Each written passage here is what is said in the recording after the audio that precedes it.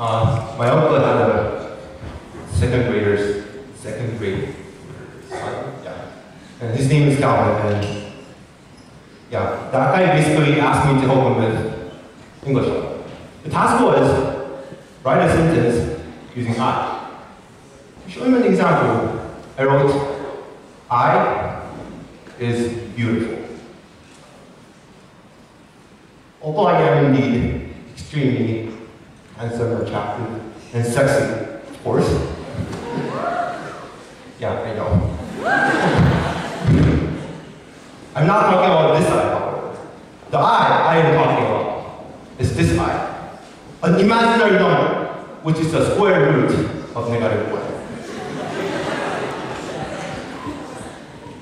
Often, the only thing people understand about imaginary numbers is that they're not real.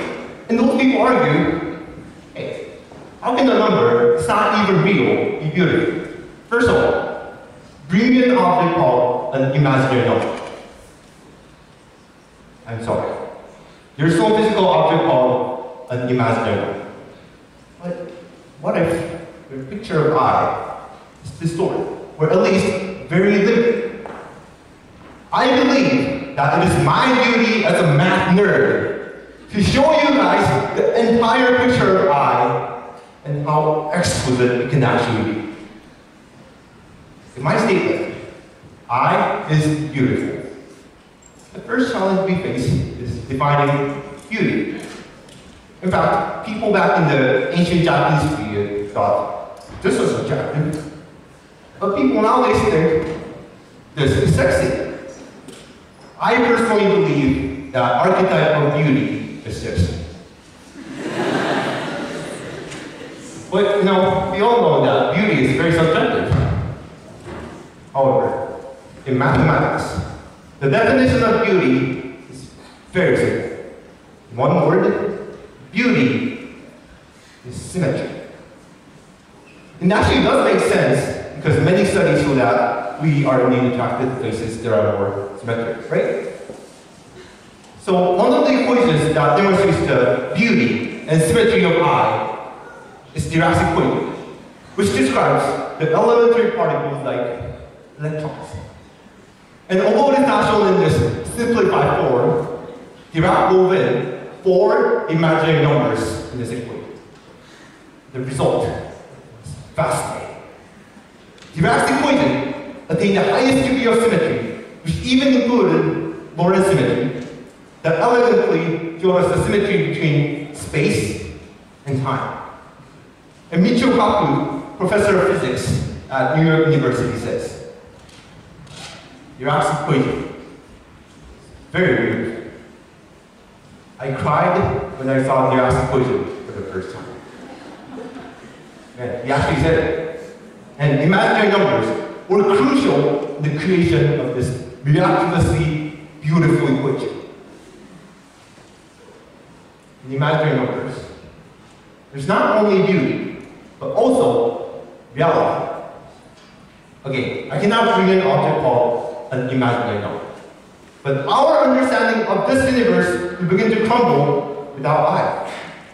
To illustrate, the value displayed above is value derived from Dirac's equation called G factor of electron. The value displayed below is the actual measured value of G factor.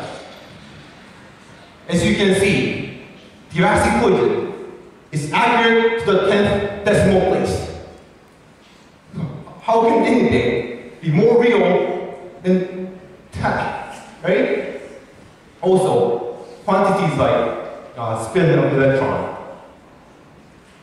magnetic moment, and the existence of antimatter, which are pillars of modern technology, were naturally derived from this equation.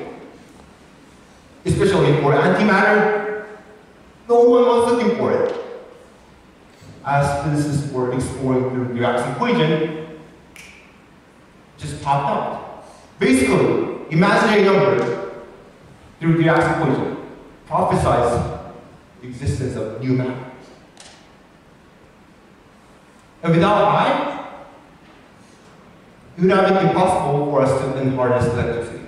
That means almost all electronics including your smartphone, iPad, computer, you'll all stop operating at this moment.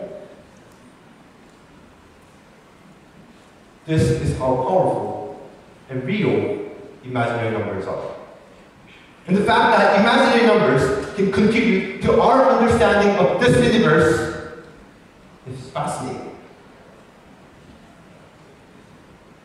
A concept of imaginary numbers is not only aesthetically pleasing, also allows us to see the truth of the law that governs this universe.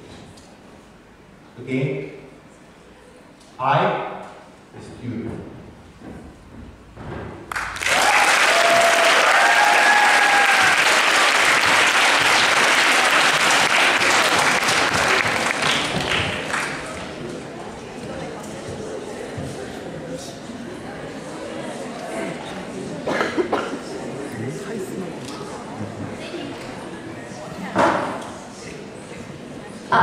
Thank you, Mr. Sung, for an interesting presentation. I don't think we've ever had anything like that before.